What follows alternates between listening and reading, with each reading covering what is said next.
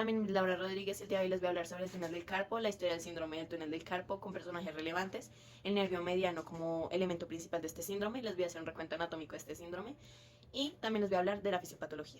Hola, mi nombre es María Paula Reina Sánchez y a continuación hablaré sobre las causas, los síntomas, el diagnóstico y algunos tratamientos desde la fisioterapia para el síndrome del túnel carpiano.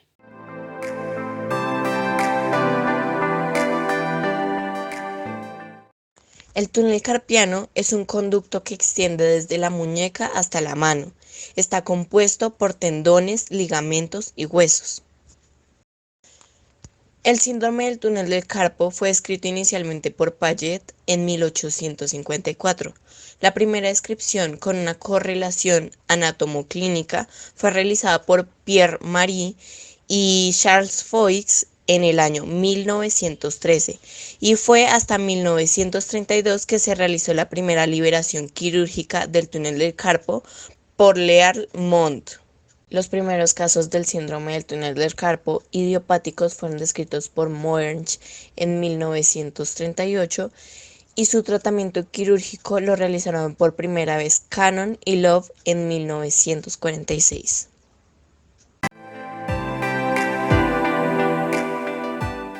El nervio mediano pasa a través del túnel y brinda sensación a los dedos pulgares, índices, medios y el lado del anular.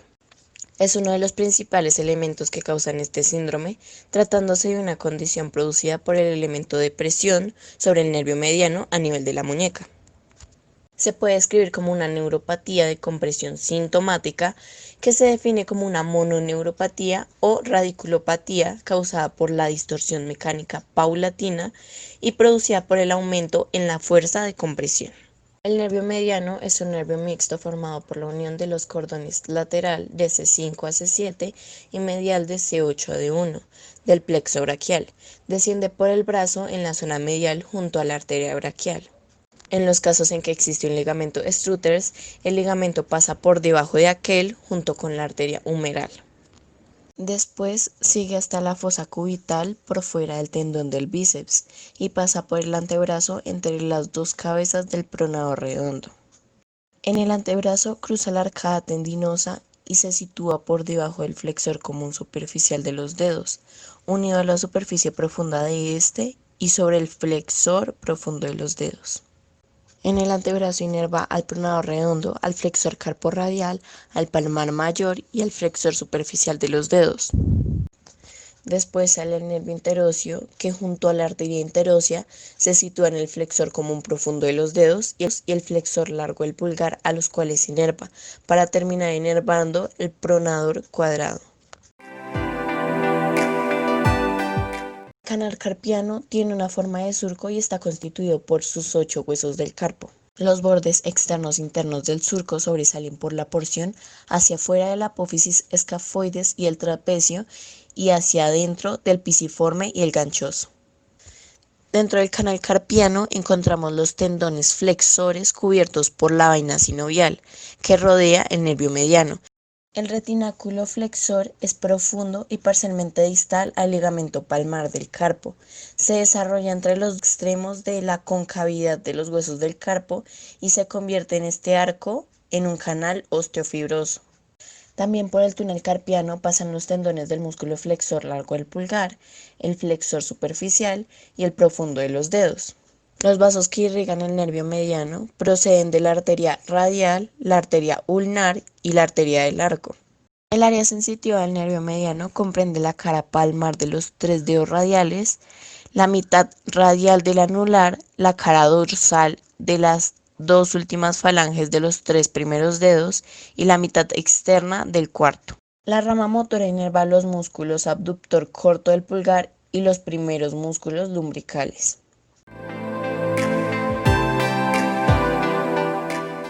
Existen dos mecanismos. El primero es el directo y mecánico que daña la vaina de mielina o el axón, y el segundo mecanismo es el indirecto por compresión de alguno de los nervios. En el mecanismo directo existen presiones muy altas, parecidas cuando se utiliza un torniquete, y presiones muy bajas que alterarían la mecánica del transporte axonal de forma anterograda y retrograda.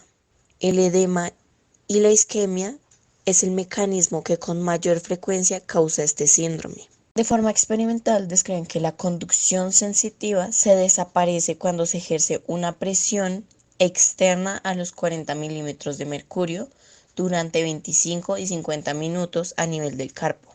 Pero la afectación de las fibras no son iguales, esto depende de la morfología.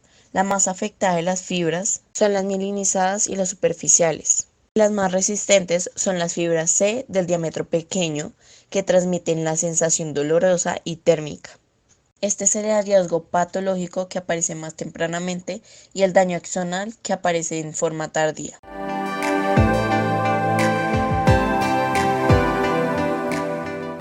El síndrome del túnel carpiano es el resultado de la compresión del nervio mediano. La compresión puede tener su origen en la hinchazón de los tejidos que rodean el túnel o del interior de este.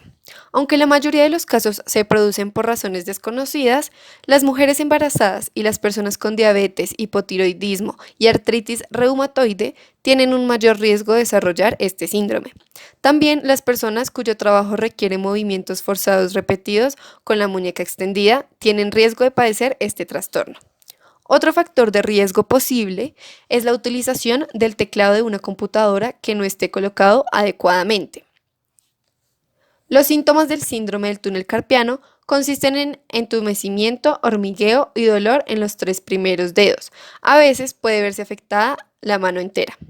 En ocasiones se produce también dolor y sensación de quemazón u hormigueo en el antebrazo. Con el tiempo, los músculos de la mano en el lado del pulgar pueden debilitarse y retraerse por la falta de uso. El diagnóstico del síndrome del túnel carpiano se establece principalmente a partir de la exploración de la mano y la muñeca afectadas. El médico puede realizar estudios de conducción nerviosa para asegurarse de que el problema corresponde a este síndrome. La electromiografía y los estudios de conducción nerviosa ayudan a determinar la causa de la debilidad muscular, de la pérdida sensitiva o de ambas. En la electromiografía se inserta una pequeña aguja en un músculo para registrar su actividad eléctrica, tanto en reposo como durante la contracción muscular.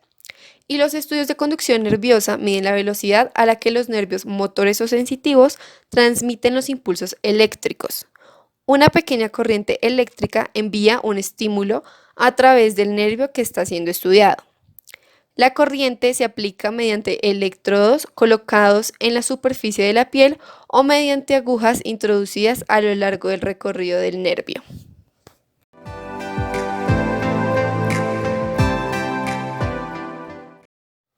Este síndrome se trata desde la fisioterapia manteniendo la muñeca en posición recta con una férula. Esto puede ayudar a reducir la presión en el nervio.